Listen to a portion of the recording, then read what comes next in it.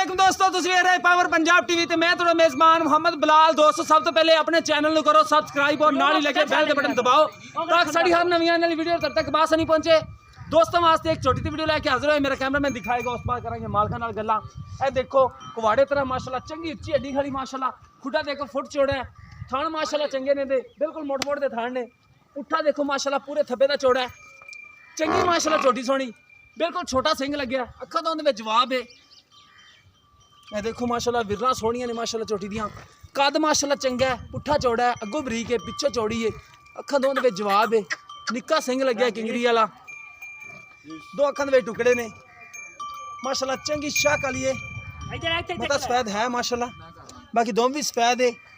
छड़ के टोरे इनू नाले नीली दे बटन ने तसल्ली कराई असीं दी।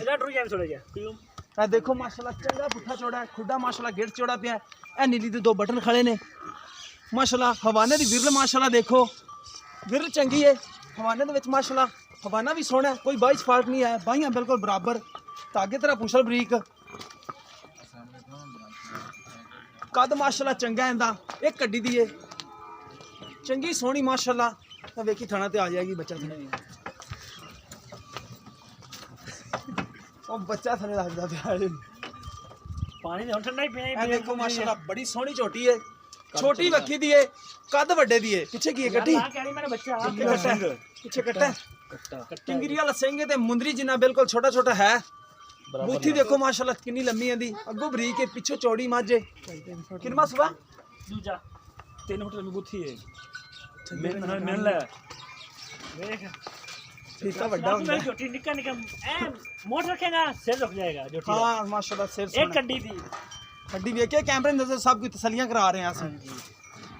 लम्मी लज्जी काद भी हर पास मैं बराबर सोहनी माशाल्लाह जिन्नी है सोहनी है, पराली ब्याह खाना से अपन जाते चीज़ां सारियां सोहनी होंदियां ने, बाकी मोल नाल साथ टोर टोर का बस ठीक है। और से बांध बच्चा बांध दे माजू बांध दे, तसल्लियां करिए मालका कोलों।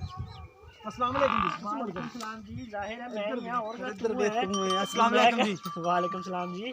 अच्छा किरमा सुबह सोई पाई थी दूजा भैया दूसरा सुई। हां जी। अच्छा दूध कितना होने कर दी थी इस टाइम जी मौजूदा इस टाइम दूध देगा जी 12 किलो। किदन सुई इन सुई ने तकरीबन आज 10 दिन हो गए। 10 दिन हो गए मेरा सड़ दी पी। मेरा सर्दी पई है। अच्छा 10 दूध कितना 12 किलो 12 किलो हैगा 10 तो 12 पक्का, लेकिन चुआ के देना आप ठंडा, आप ठंडा दूध चुआ के देंगे 10 किलो 10 किलो ठंडा बच्चन छड़ के बच्चन छाड़ के दो टाइम दा चुआ के दो। हां जी 2 टाइम ठीक हो गया 10 दिन दी सुई है, 10 किलो दूध ठंडा चुआ के दोगे 2 टाइम दा बच्चन छड़ के। कोई फुआर छट्टा कोई छट्टा नहीं, कोई वादा काट कोई वादा काट नहीं, जिम्मेदार हो गया भाई तुसी जिम्मेदार होगे जी बिल्कुल ठीक हो गया। अच्छा दी प्यार मोहब्बत वाली कीमत दस दे सानू।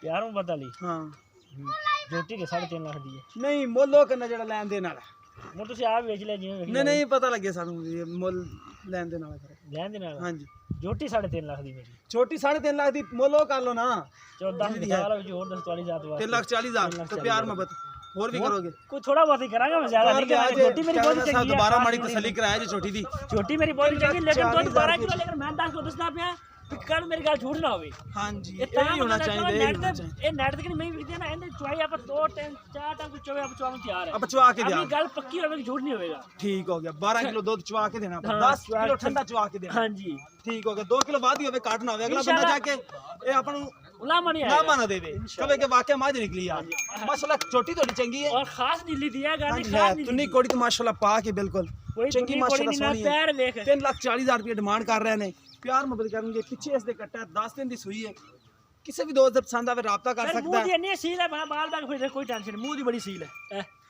ए माशाल्लाह मुंह दी सील है, सील है ना मंगाई ना पाओ। किसी भी दोस्त पसंद आवे राब्ता नंबर नोट कर लो 0303 78 16 150 व्हाट्सएप नंबर दी नंबर है। मिलांगे इस तरह एक नवी वीडियो नाल। अल्लाह निगहबान।